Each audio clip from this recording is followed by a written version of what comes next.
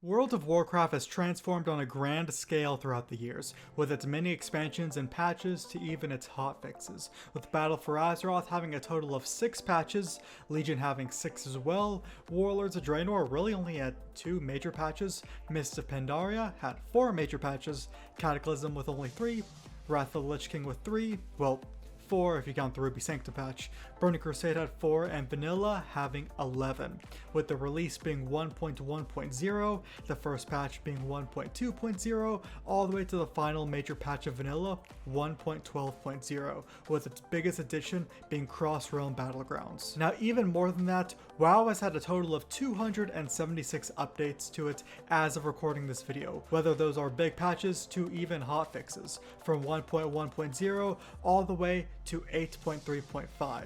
But what was WoW like before? Before the world quests, the raid finders, the heirlooms, the legendaries. Oh, the legendaries. What is up guys, it's Cal, and in this video we'll be detailing WoW's progress as it was in the beta, from the very first recorded patch 0.6 to the last beta patch 0.12. Let's go. So as mentioned, 0.6 was the first patch in the beta. This is where actual gameplay mechanics were introduced. Before this was the alpha, where major cities and locations were added, but Blizzard employees and those who went through the alpha would just float around everywhere. So patch 0.6 introduced the original 8 playable races: humans, undead, dwarves, tauren, gnomes, orcs, night elves, and trolls. And then 8 classes were added: druids, mages, paladins, priests, rogue, shaman, warlock, and warrior. But one is missing. Yes, our beloved hunters. Hunters were actually the last class added to the original World of Warcraft, but weren't added until a later beta patch. And by the looks of the patch notes, it almost seems like druids, well, almost didn't make the cut with the line, "You read that right, druids are available." Or maybe they were just the last class thought of at the time. I mean, they still beat hunters. Now during this patch, an interesting game mechanic was introduced known as rest state. This was a different iteration of being rested that we see today. Essentially, at the start of every day, when you logged on your character would be well rested. So whenever you killed mobs, you would gain bonus XP. But as time went on, your rested state would fall from well rested to normal, then fatigued, and finally exhausted. At rested, you would still get a small bonus, normal would have no bonus at all, fatigued would give you half the XP per kill, and exhausted would give you a quarter of the experience per kill. This was to dissuade people from spending long amounts of time in game and instead log out to increase their rested state. Now if you logged out in an inn, it would take your character 8 hours to go from exhausted to well rested, whereas if you logged out anywhere else in the world, well, you'd only go up to the normal level of rest state.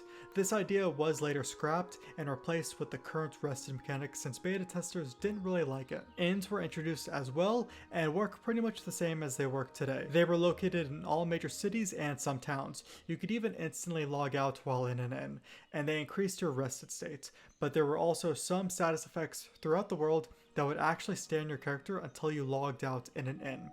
Hearthstones were added as well and work exactly the same way as they did in vanilla. You could set your home location to any inn, they had a long cast time, and they had a 1 hour cooldown. As for combat changes, attack power was added in this patch and increased your melee damage dealt, with slower weapons benefiting more from your attack power than faster weapons. Blocking was added in the alpha, but was changed in this patch to give you a chance to reduce the damage an enemy does to you, and that reduction amount was based off your strength. And also when you dual wield, your chance to hit targets is slightly reduced, but the amount of hits you cause is increased since, well, you're using 2 weapons. So you should still do more damage than having 1 weapon and a shield, but equal damage to a 2-handed weapon. There was also a skill point system added to the game that never made it to live. I wish I could find a picture of this, but you would gain skill points from killing monsters, and you'd spend those on increasing your attributes like agility and strength, also purchasing new weapon skills, and purchasing trade skill professions. Tapping a target was introduced here as well. That's when you're the first person to attack it, therefore you get the loot from it, and same same goes with your group. Experience distribution was added, where when you were a lower level, enemies that were 5 levels lower than you may not give you experience, and then at 60, enemies 12 levels lower than you would not give you experience. But anyways, before bind on pickup was a thing, it was actually called bind on acquire, which was added as well. So all quest rewards would have these, so you couldn't just trade them to players, but you could still sell them to merchants. Also, cloaks were made visible in the beta. I assume they were invisible in the alpha. Some other mechanics in patch 0.6 were some changes to the death system. So bodies would decompose after a player would revive or be resurrected. So instead of, players just turning into skeletons today when they're rezzed, it seemed like a much slower, more art intensive process. Spirit healers can only be seen while you're dead. Before, just anyone could see them to know where a graveyard is. If you try to resurrect from a spirit healer at a different location, it will just port you to the original spirit healer you appeared at. Stormwind guards will now give you directions when you talk to them, but the other cities came later on. Black Fathom Depths was added as a dungeon, as well as Scarlet Monastery. But Scarlet Monastery was one giant dungeon versus the 4 dungeons it broke up into on release: Graveyard, Library, Armory, and Cathedral. The guild system was added as well, so you could create a guild, and there were a bunch of class changes, one of which details that rogues had feigned death removed. In the alpha, rogues did have feigned death, but then that was obviously given to hunters when they were introduced. Also, health stones for warlocks were once called bloodstones. And that's pretty much it. Just some bug fixes and whatnot. One bug that looks interesting is apparently in the alpha, if you tried to split stacks of things in your inventory while on flight, it would teleport you to your destination. But that was fixed in 0.6. Now for patch 0.7. The biggest addition in this patch would be the PvP system. No battlegrounds were added obviously, but open world PvP was introduced. There was a new server added that was called the Horde vs Alliance Race War server. Yeah, I don't think that name would fly today, but it introduced a lot of the world PvP stuff we had in the game prior to the Battle for Azeroth War mode being added, like how players could flag themselves for PvP combat, or how you could attack a flagged NPC and it would flag you, all that good stuff. Also in this patch, the rest system has been changed a bit, so there are 3 tiers of rest state now. Rested, which increase your experience gain by 200%, normal, which increase your experience gain by 150, and then tired, which is just the normal experience gain. And you could accumulate more of this the longer you were logged out. Whereas before, you just needed to be offline in an inn for 8 hours to get the 200% experience buff. Now if you're logged out for like a week, you'll have that 200% experience buff, but for much longer. And players just had to enter cities to accumulate your rest state. You didn't need to be in an inn anymore. The skill system was changed to now only allow you to choose certain secondary skills, like cooking and fishing. And this also included mount riding. So there were a lot less skill points than before, and main stats like agility, strength, and intellect would increase with your level. Resistances were added in 0.7 as well, but as we know, were later removed in Mist of Pandaria. Character introduction cinematics were added, the postal system was added as well, and works the exact same way as it does today. Mounts were added in this patch, but only race-specific ones. You could ride a mount from another race, but it would take a lot of skill points. The Warlock class mount was added here, but the Paladin one wasn't added till later. Similarly to Stormwind, Thunderbluff guards will now give directions when you speak to them. Gnomergen and Oldemon were also added as dungeons in this patch, and survival was also a profession that was added that would create torches and campfires, since many of the zones were purposely dimly lit or not lit at all. Then a whole bunch of class changes, nothing really worth mentioning, and finally companion pets were added in this patch. Patch 0.8. The auction house was added in this patch. Now there were multiple auctioneer NPCs added to each city, and each city's auction house actually acted independently. So if you went to Stormwind, you'd only see auctions put up in Stormwind. If you went to Orgrimmar, you'd only see auctions put up in Orgrimmar. Also, the neutral auction house in Booty Bay was added as well, which functions as it does in Classic, and today, a neutral auction house that both the Alliance and Horde can see. The vanilla talent trees were added in this patch as well, but only for warriors and mages.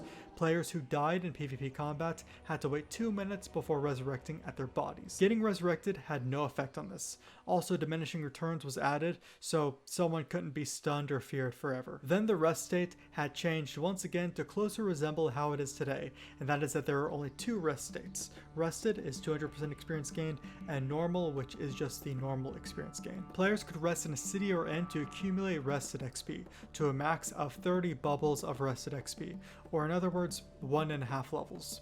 Also, a guard system was added as well, which is in the game today, just no one refers to it as the guard system, and that's essentially when an NPC is attacked in a city, guards will spawn to attack the player. Sunken Temple and Razorfin Downs were added as dungeons. Tauren mount ability, called Plains Running, was added that they could get at level 40. So Taurens did not have a race mount, they got this, which allowed them to just run very fast. Druids had an ability called Man Tracking, but we know it better today as Track Humanoids. Once again, a bunch of class changes. Mage's Polymorph was added. Bucklers were a type of shield that shamans and rogues could use, but they were removed in this patch. Shamans could still use shields though. Also in this patch, they kind of ditched the whole body decay function when players died and just gave players the race-specific skeletons that we see in the game today.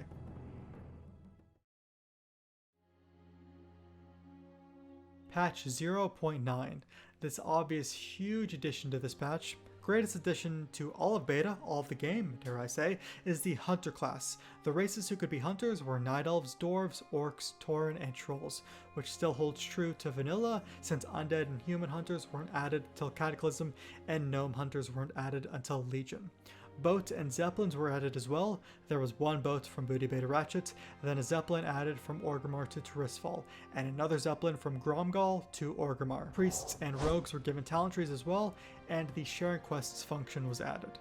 There were originally trainers around the world that players could go to and learn different types of tracking, like humanoid tracking and beast tracking, but they were removed in this patch and given to the Hunter trainer. Lockpicking was a secondary skill that players could learn, but it was removed.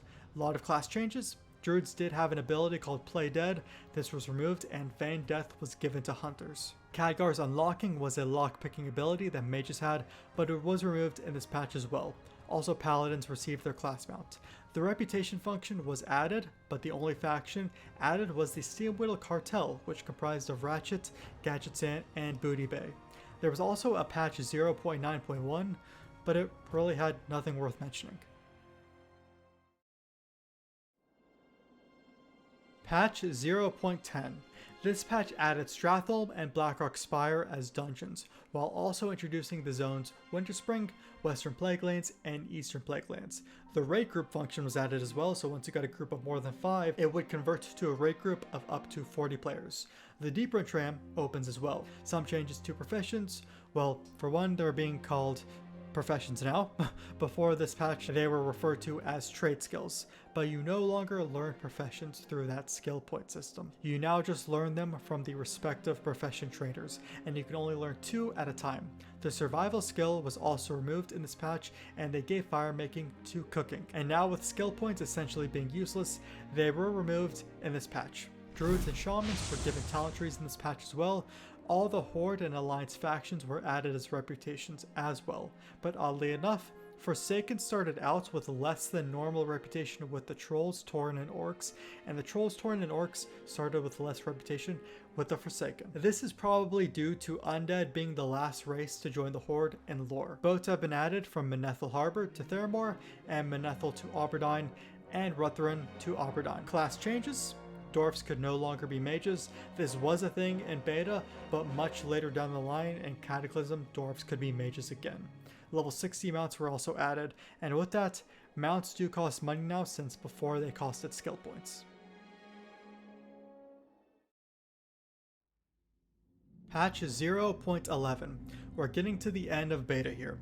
New looting methods were added, such as group loot and need before greed. Also, warlocks received their talent tree. All throughout the beta, undead players could actually speak to Alliance. They did speak common, but that was removed in 0.11.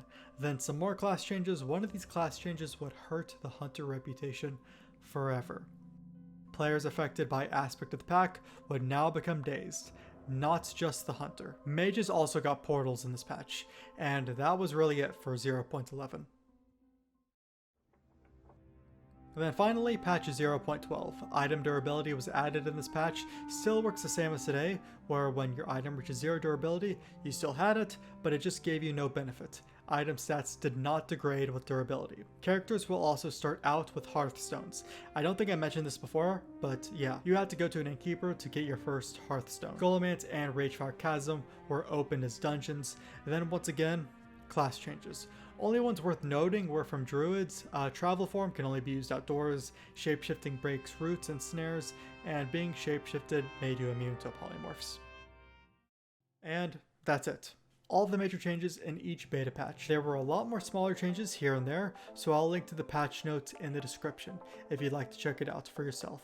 But yeah, some interesting stuff. If you guys found this video cool or interesting at all, then feel free to leave a like on it. Let me know if you want to see more videos like this, and I will see you guys in the next video.